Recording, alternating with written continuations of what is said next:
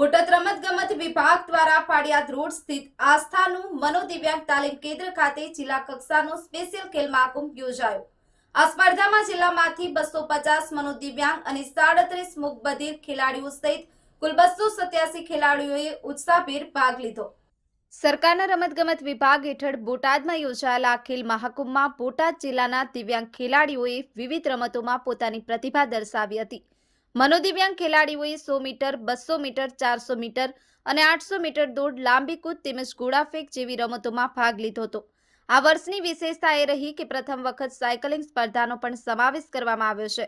સ્પર્ધામાં વિજેતા થનાર પ્રથમ, દ્વિતીય અને તૃતીય ક્રમના ખેલાડીઓની રોકડ ઇનામથી પ્રોત્સાહિત કરવામાં આવ્યા।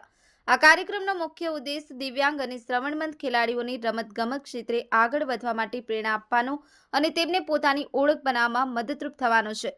ન્યૂઝલેન્ડ Gujarati, Botad. Prakashbhai Bhimani, GND manager, special Olympic Gujarat Botad. આજરોજ અહીંયા સ્પેશિયલ ખેલ મહાકુંભ યોજાઈ રહ્યો છે। જિલ્લા રમતગમત કચેરી અને જિલ્લા પ્રશિક્ષણ કેન્દ્ર દ્વારા અનુદાન થકી સ્પેશિયલ ઓલિમ્પિક ગુજરાત બોટાદ શાખા અને આસ્થા સ્નેહનું ઘરના સંયુક્ત ઉપક્રમે અહીંયા મનોદિવ્યાંગ અને શ્રવણમંદ ખેલાડીઓ માટે રમત ઉત્સવ છે। અહીંયા જે ખેલાડીઓ ભાગ લે છે એમાંથી પ્રથમ, દ્વિતીય અને તૃતીય ક્રમાંકને વિજેતા થાય છે તેને કેશ પ્રાઇઝ પણ મળે છે। અહીંયા ખેલાડીઓ 100 મીટર, 200 મીટર, 400 મીટર, 800 મીટર દોડ, બોચીની ગેમ, લાંબી કૂદ, ગોળાફેંક જેવી રમતોમાં ભાગ લઈ રહ્યા છે। આ વખત પ્રથમ વખત બોટાદ જિલ્લાની અંદર અમારા ખેલાડીઓ જે દિવ્યાંગ છે એ લોકો સાયકલિંગ સ્પર્ધાની અંદર પણ ભાગ લઈ રહ્યા છે। જયંતિભાઈ એલ ખોલકિયા, સ્પોર્ટ ડાયરેક્ટર, મંદબુદ્ધિ બાળકોની સંસ્થા। આજે 2 દિવસથી રમત ચાલુ છે। 12 રમતો, 292 ખેલાડીઓએ ભાગ લીધો છે। આંતરરાષ્ટ્રીય કક્ષાએ પણ અમારે બોળિયા કાજલ કરીને બેબી જર્મની જઈ નંબર લાવેલ છે। આપણા ભારતનું નામ રોશન કરે છે અને ગુજરાતનું। આ સંસ્થાને આપ જોઈ શકો છો કે ઘણા બધા જિલ્લાના બાળકો અત્યારે ભાગ લઈ રહ્યા છે। નવી નવી રમતો અમે રમાડી રહ્યા છીએ। એક બોચી કરીને જે રમત છે કોઈ બાળક રમતા નથી, માત્ર આ મંદબુદ્ધિના બાળકો અને શ્રવણ બાળકો જ રમે છે।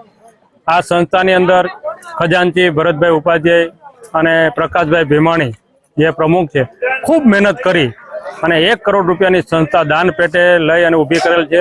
અને આજે પણ દરરોજ આવીને પહેલો પ્રશ્ન કાંઈ જરૂર હોય તો અમને કયો એમ। હમણાં 2 દિવસ પહેલાં મને બોલાયો, હું રાજકોટથી આવું છું, પણ ભરતભાઈ એમ આવીને તરત પહેલો પ્રશ્ન કર્યો શિક્ષકોને કે ભાઈ તમારી જરૂરિયાત કયો, અને બાળકોને ખાસ ધ્યાનમાં રાખીને મને વાત કરજો, તમારે પોતાની નહીં એમ।